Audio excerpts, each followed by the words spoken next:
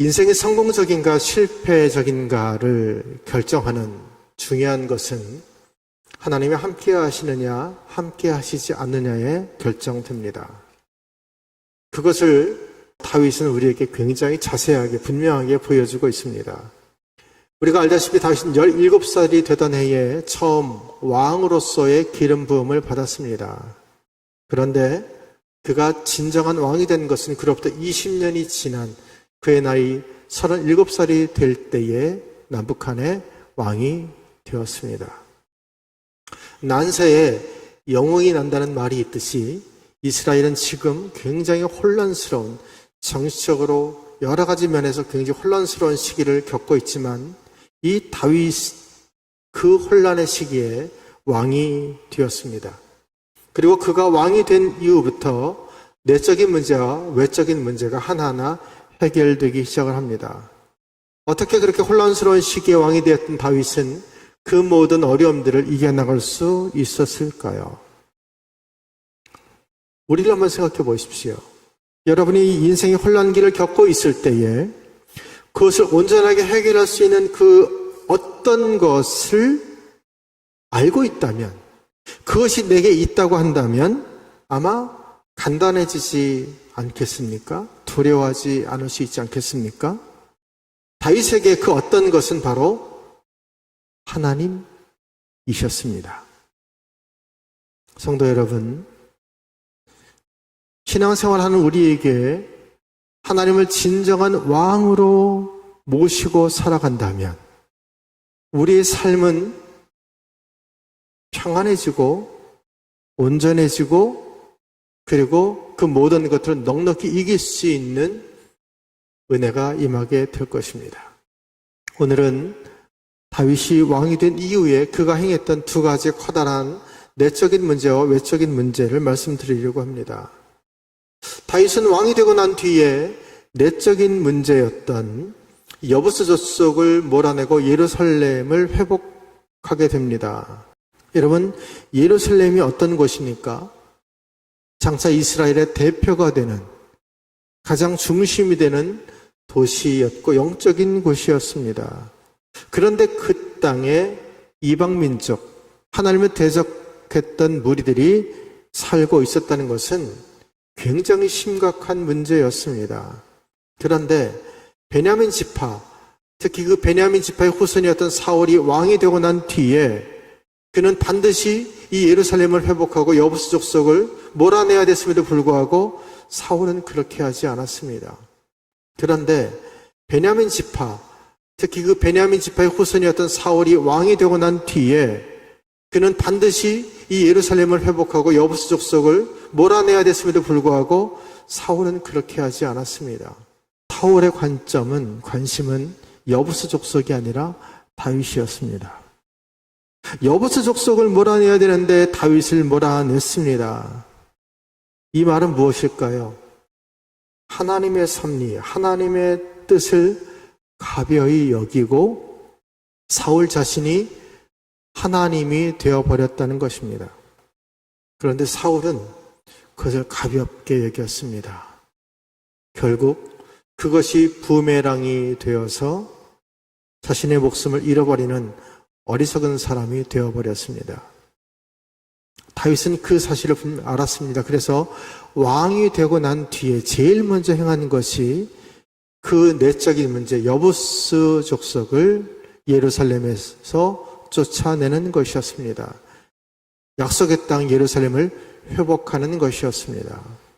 오래전 하나님께서 가나안 땅을 정복하라고 명하셨을 때에 그 정복해야 될 그 예루살렘을 마침내 탈환했습니다. 그리고 하나님의 나라를 세워가기 시작했습니다.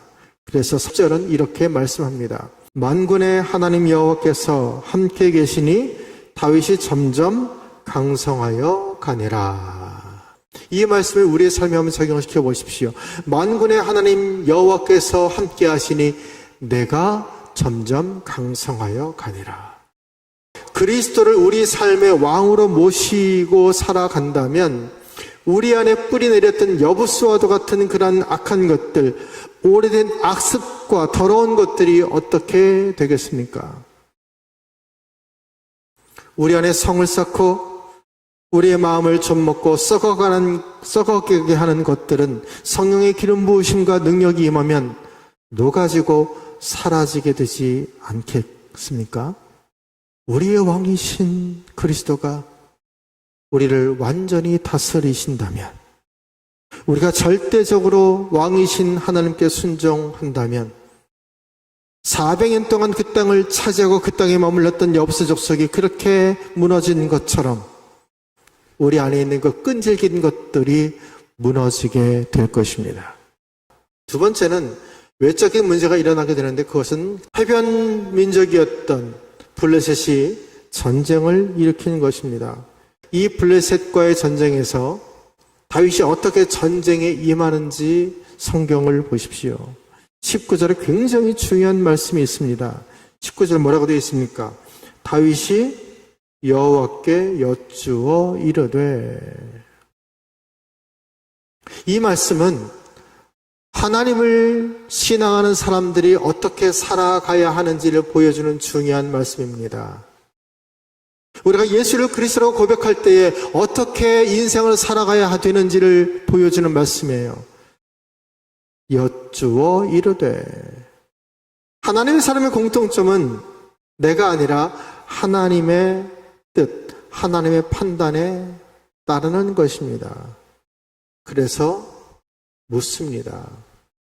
다윗이 이스라엘의 위대한 왕이 될 수 있었던 것은 하나님께 물었기 때문입니다. 다윗이 하나님께 묻자 하나님은 대답하셨습니다. 올라가라. 내가 반드시 블레셋 사람을 내 손에 넘기리라. 19절 후반절을 보십시오. 여호와께서 다윗에게 말씀하시되 올라가라. 내가 반드시 블레셋 사람을 내 손에 넘기리라. 다윗은 하나님께 물었고 하나님은 다윗에게 응답하셨습니다. 아직 블레셋이 무너진 것은 아닙니다. 그런데 하나님 말씀하셨어요. 블레셋을 내 손에 넘기리라. 여러분, 하나님이 말씀하시면 그 하나님의 말씀은 현실이 되고 실제가 될 것입니다. 하나님께 초점을 잃지 않는 사람은 넘어질지라도 다시 일어납니다. 하나님께 초점을 둔 사람은 그 위기가 기회가 되는 것입니다. 블레셋이 르바임 골짜기까지 올라올 수는 있었을지 몰라도 예루살렘을 넘어설 수는 없었던 것이죠.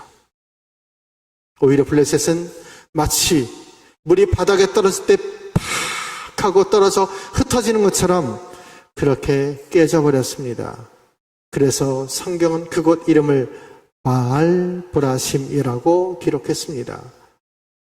바알브라심이라는 것은 바알을 깨트리셨다라는 뜻입니다. 다윗은 이 블레셋을 마치 바알 신상이 바닥에 떨어질 때 깨지는 것처럼 그렇게 깨트렸다는 것입니다. 21절을 보십시오. 거기서 블레셋 사람들이 그들의 우상을 버렸으므로 다윗과 그의 부하들이 뭐라고 표현합니까? 치우니라. 바알신을 마치 어린아이의 장난감을 치워버리는 것처럼 그렇게 치워버렸다는 거예요. 그런데 여러분, 악은 끈질깁니다. 그렇게 패배했던 블레셋은 다시 전열을 모아서 두 번째 공격을 합니다. 22절 말씀을 보십시오. 22절에 이렇게 되어 있습니다. 블레셋 사람들이 다시 올라와서 르바임 골짜기에 가득한지라. 물론 시간이 좀 지났을 것입니다. 그런데 블레셋 사람들은 다시 군사들을 다 수집해서 르바임 골짜기에 가득 모였습니다. 그리고 2차 공격을 했습니다. 그런데 다윗이 어떻게 합니까? 얼마 전에 블레셋을 쉽게 이겼기 때문에 똑같은 방법으로 전쟁에 임할 수 있었을 것입니다. 그런데 다윗은 이번에도 스스로 판단하지 않습니다. 전에 이겼는데, 전에 이기는 방법을 내가 알고 있는데 또 물어볼 필요가 없다라고 생각할 수 있지 않겠습니까? 그런데 다윗은 물었습니다. 왜 또 물어야 될까요? 하나님의 지혜는 우리가 있는 모든 것들을 다 동원한다고 할지라도 우리보다 높기 때문입니다. 하나님의 방법은 늘 똑같지 않기 때문입니다.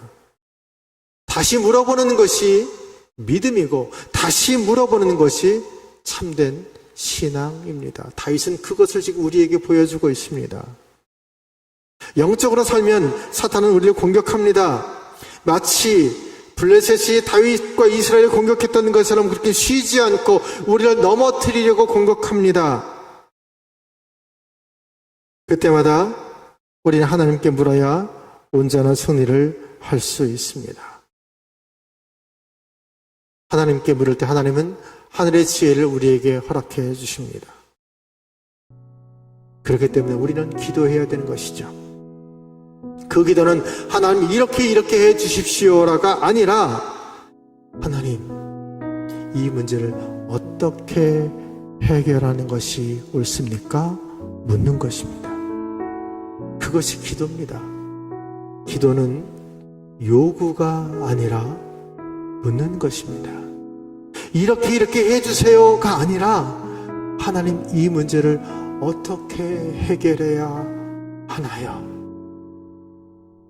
이것이 기도라는 것입니다. 다윗은 우리에게 지금 기도를 가르쳐주고 있어요. 어떻게 인생의 문제를 풀어갈 것인가를 보여주고 있는 것입니다.